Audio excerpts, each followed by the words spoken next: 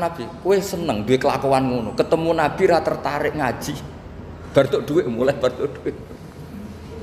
Sementara kamu mendapat saya. Intinya Rasulullah ingin mengajarkan ke orang-orang Ansor, kamu dulu tuh heroik. Posisinya memberi untuk Islam, maka heroik kamu tidak akan saya batalkan. Dari mental memberi kemudian ingin mental mendapat. Itu hebatnya Rasulullah. Jadi kalau dalam tradisi sahabat, misalnya saya sering ditolong orang gitu. Kok setelah saya jadi kiai besar atau jadi wapres kira-kira gitu kayak Pak Maruf Amin, itu malah sebaiknya tidak usah balas yang berjasa kalau ini calon wali. Karena nggak boleh kebaikan itu dibatalkan dengan mendapat. Ini cara teori politik masalah ini. Tapi kalau teori wali keharusan, masa ngamal kok dibatalkan? Nah kan ini ngaji, kalau ngaji itu ya daftarnya jadi wali, jangan jadi politikus kan gitu. Jadi ibarat kita, coba sekarang banyak kampung itu geger kan gara-gara itu.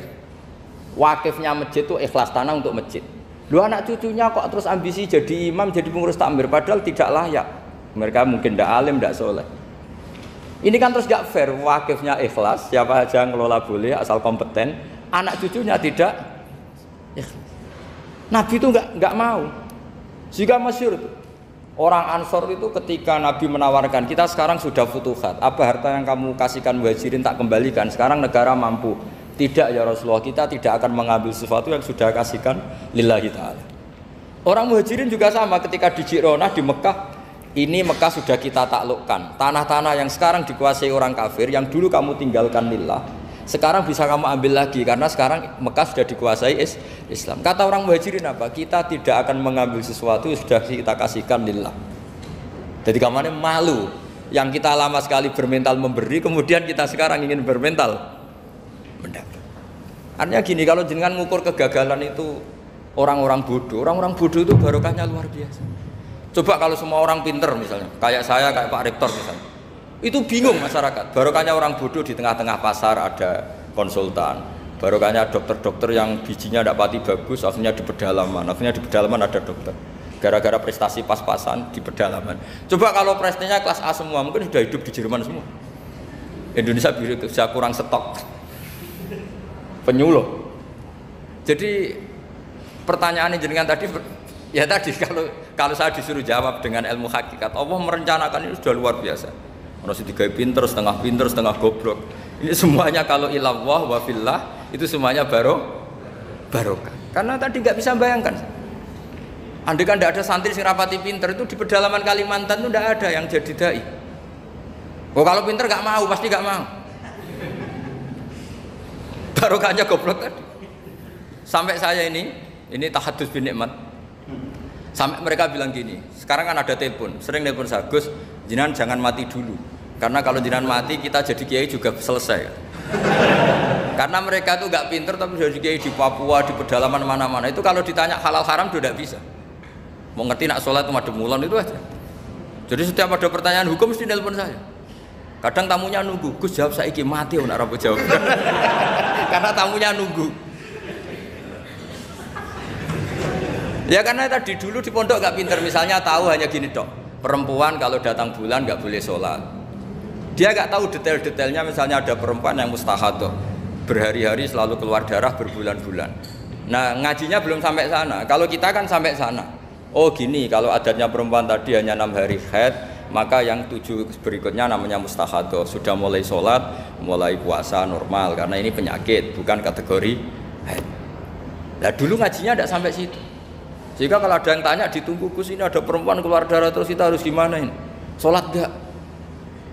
Oh, ilmunya enggak cukup dia untuk jawab seperti itu. Karena tapi tadi ya saya ulang lagi ya, jadi jangan pernah mengabaikan orang-orang bodoh.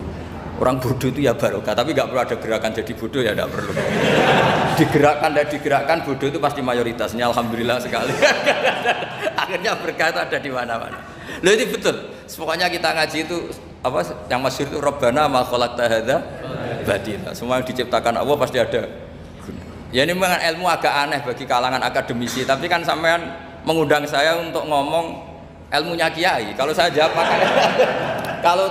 pakai standar intelektual kan saya namanya basa-basi. Itu tidak bagus dalam ilmu Islam. Mudahana itu tidak bagus. Karena ini keahlian saya di ilmu hakikat, ya saya jawab secara ilmu hakikat. Terus itu pernah saya diceritani Pak Bintang Pamungkas itu. Itu cerita. Gus Dur juga pernah cerita, banyak yang sejenis itu cerita. Gus Dur kan orang sukses di Jakarta. Itu matur nuwun sama keluarganya yang adiknya yang jadi biasa-biasa saja. Karena akhirnya ada yang ngrumat ibunya. Keluarga Pak Bintang itu banyak yang doktor, profesor. Tapi terima kasih sama adiknya enggak siapa-siapa. Karena barokahnya itu ibunya ngrumat. Coba kalau semuanya doktor, mungkin ingin hidup di kampusmu. Kiai juga gitu. Kalau ada kiai top, biasanya punya adik yang enggak pati top. Dan kiainya top bisa kemana-mana. Karena ada adiknya yang enggak top, yang ngrumat ibunya, ngrumat anak. Jadi sebetulnya Allah sudah mempersiapkan sedemikian rupa. Tapi kalau kita tidak syukur ya jadi repot. Itu tidak hanya cerita tentang Gus Dur, Bintang Pamungkas, mungkin Pak Jokowi, Pak Soekarno, semuanya sama lah. Pasti di balik orang top-top ini ada orang-orang yang berkorban untuk kebaikan keluarga di internal. Dulu ada sahabat namanya Abdul bin Umi Maktum, itu buta. Itu tidak pernah ikut perang karena buta. Tapi setiap Nabi perang itu yang jaga Madinah itu Abdul bin Umi Maktum. Tapi terus jangan bilang orang baru kayak buta ya, tidak usah gitu. Pokoknya saya ceritain Rabbana ma khalaqta hadza batila, bahwa engkau ya Allah yang kau ciptakan ini tidak ada yang enggak ada guna